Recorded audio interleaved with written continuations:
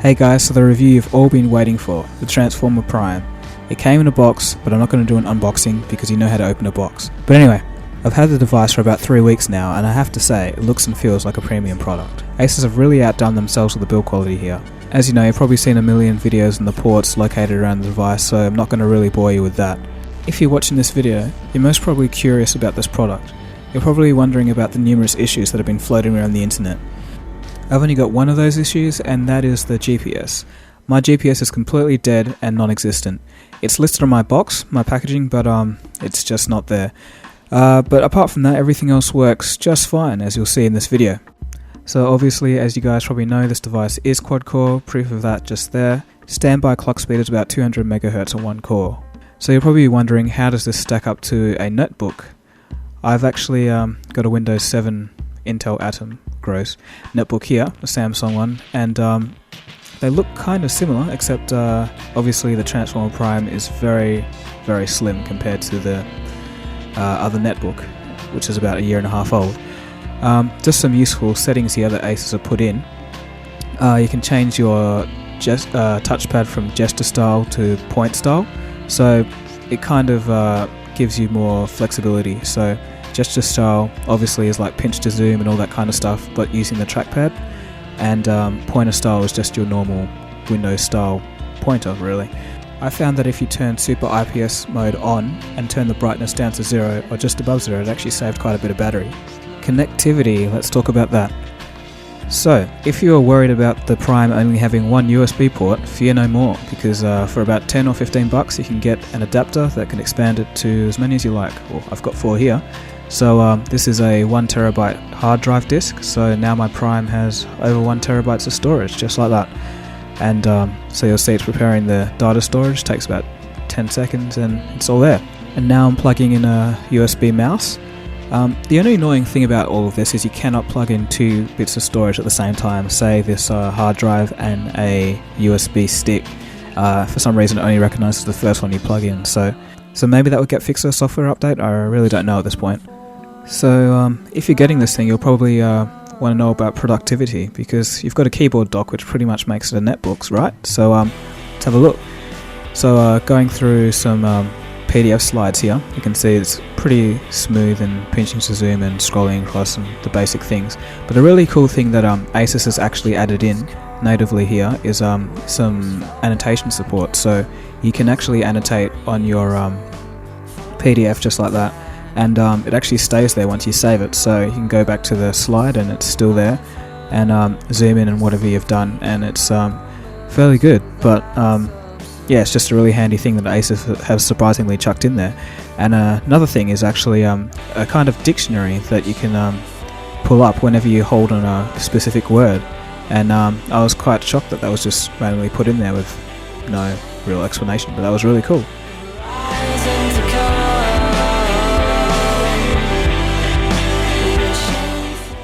Looking at PowerPoint, if you had a PowerPoint slide and you wanted to output it to HDMI, I guess this would make sense. But you can play your slides and have all the, well, not all of them, but like some random little transitions. Really, it's not, I don't know, it's just pretty corny, but still, it's cool to have, just doing flips and shit. And also, you can actually highlight. And once again, yeah, as you know, in Ice Cream Sandwich, you can get rid of different tasks by sliding them away. This is kind of a word program called Kingsoft Office. It's pretty interesting. It's kind of just like Microsoft Office, but for Android, and it's pretty good. You can just send your stuff straight natively from the program. Okay, this is a point to take in here. This is loading up Word. All the loading times that you saw before were unedited, although scrolling through was sped up a little bit, so you can just see how long it takes to load up Word on an x86 processor, which is the normal Windows native processor, versus the lighter operating system and ARM processor on Android. So that's quite an advantage really. It takes less than a second on Android, but there you saw it took like 15, so it's pretty interesting there. If you're into your books, might want to check out Google Books. This came stock with the Prime, it's actually a pretty cool interface, really. Well, it just kind of looks cool to look at, really. But yeah, I don't know how much I'd use it, but I guess if there's a lot of textbooks and stuff, you would too. So Wi-Fi, this is a big concern for a lot of people, so let's get straight into this one. Got my Galaxy Note here, load up the same app, Wi-Fi Analyzer, and here you can see this is near the closest point to the router, so they're both pretty much exactly the same, but my Galaxy Note has picked up 2 other random Wi-Fi spots. So I walked around the house and went to the furthest point in the corner away from the router, and you can see the Wi-Fi is dropping, and there we have my Prime on the bottom and the Note on the top, and they're picking up different signals, but more or less they're kind of the same, so no problems there.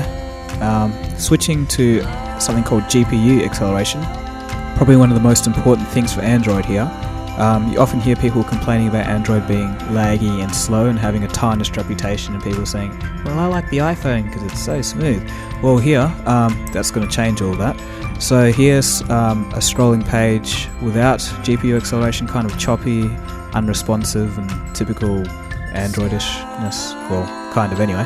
And then you go back and you can actually enable the GPU acceleration, so force hardware GPU rendering on 2D graphics. So going back to that menu, now it's wispy smooth, the smoothest it will ever be pretty much. So you know, it's just something really cool to have, but there's almost no downsides to it except for some apps that don't really like it and kind of screw up. But they've only found one, and that was Kingsoft Office, but the rest are alright.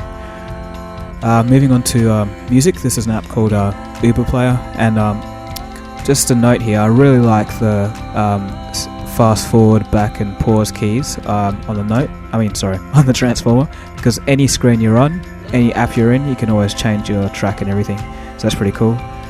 Moving on to video playback, instant resume, it's very fast, right up to, it remembers where you stopped. No matter what you do, you can reboot whatever and it will stay the same, so that's pretty cool. Skipping is instant, as you can see there, no problems doing that. I'll do a full review on video stuff later, but web browsing now. Here we have the Transformer Prime versus an iPad 2. That's a replacement keyboard, by the way, which is very good, AI type keyboard, so you might want to look into that. So yeah, Prime on the top and iPad on the bottom. Load up the page Engadget, because that's kind of a picture heavy site, and we'll see how they stack up there.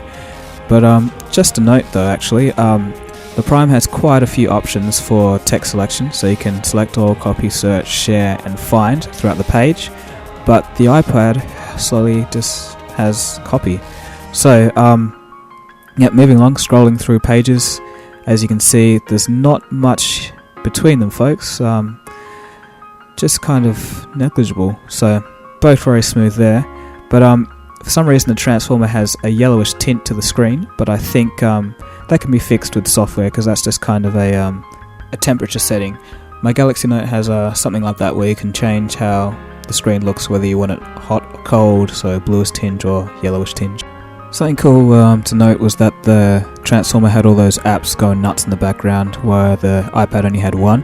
Well, I guess they're pretty much all suspended anyway, so it hardly matters. But onto YouTube. The YouTube app looks a lot better, I guess, on the Transformer, but the iPad is bare bones and pretty much simple.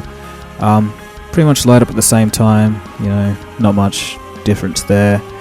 But as for video playback quality, I'd say the Transformer obviously would look better because of its wider aspect ratio and also its larger resolution. Just that's naturally what would happen. So the wrap up, the conclusion, what to think of all of this? Well, I'd say if you're tossing up between getting a Transformer Prime and an iPad, I'd say the Transformer is purely a better device, but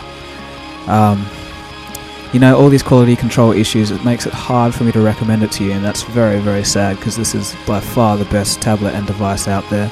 But, you know, I'd say still go for it, and just hopefully you get a good one.